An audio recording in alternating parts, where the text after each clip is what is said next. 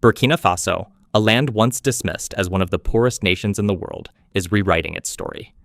Under the leadership of Captain Ibrahim Traoré, a young revolutionary inspired by Thomas Sankara, the country is rising against all odds. While many African leaders talk, Traoré has chosen to act, and today, Burkina Faso is becoming a symbol of hope, sovereignty, and African pride. Let's look deeper into this transformation through four key pillars: sovereignty, development, culture, and the people. 1. Sovereignty. When Traoré took power, Burkina Faso was facing multiple threats: terrorism, food shortages, and heavy dependence on foreign aid. But instead of begging for help, Traoré made a bold decision. Burkina Faso will stand on its own feet. He expelled foreign troops, including the French military bases, declaring that no foreign power should control the country's defense. He joined forces with Mali and Niger to create the Alliance of Sahel States, AES, a regional pact for self-defense, economic cooperation, and political independence. This alliance is often compared to a new form of the African Union in action, but driven by sovereignty instead of dependence. He insisted that Burkina Faso's resources, such as gold and cotton, must benefit the Burkinabe people first. Instead of foreign companies taking the lion's share, new contracts are being written to ensure the wealth stays home. Gold mining, once dominated by multinationals, is now being redirected to fund local projects, such as schools and hospitals. This is sovereignty not just in words, but in practice.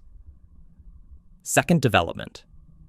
Many African leaders make promises, but in less than 3 years, Traoré's government has already initiated over 20 megaprojects. Hospitals are being built to improve healthcare access.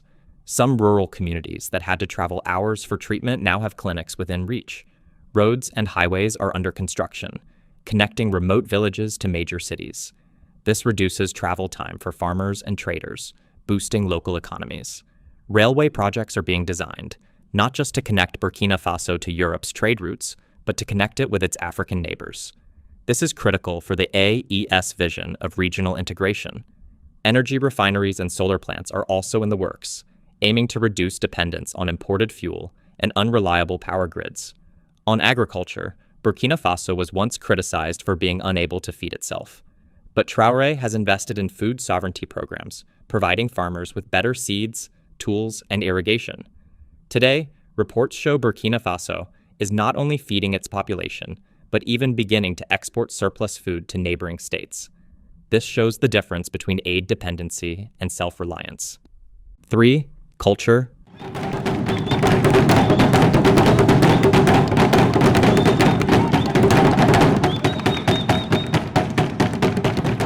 Development without culture is hollow.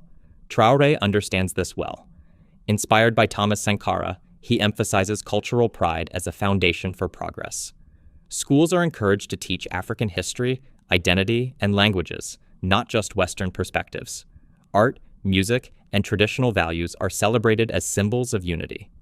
National pride is restored by reminding Burkinabe that they are not poor Africans, but the descendants of great civilizations with dignity and worth.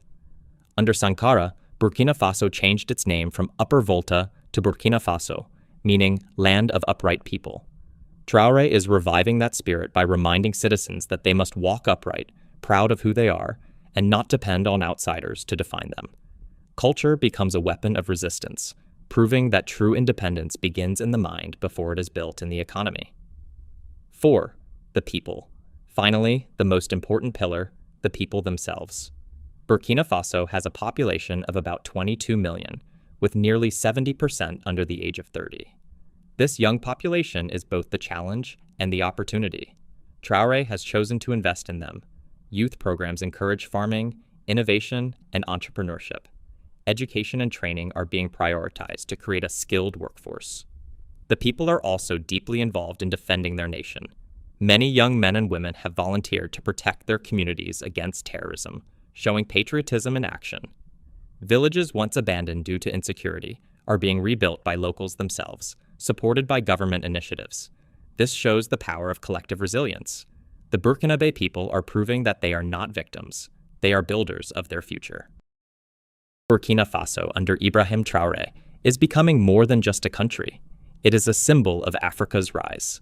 Sovereignty is being reclaimed. Development is happening on the ground.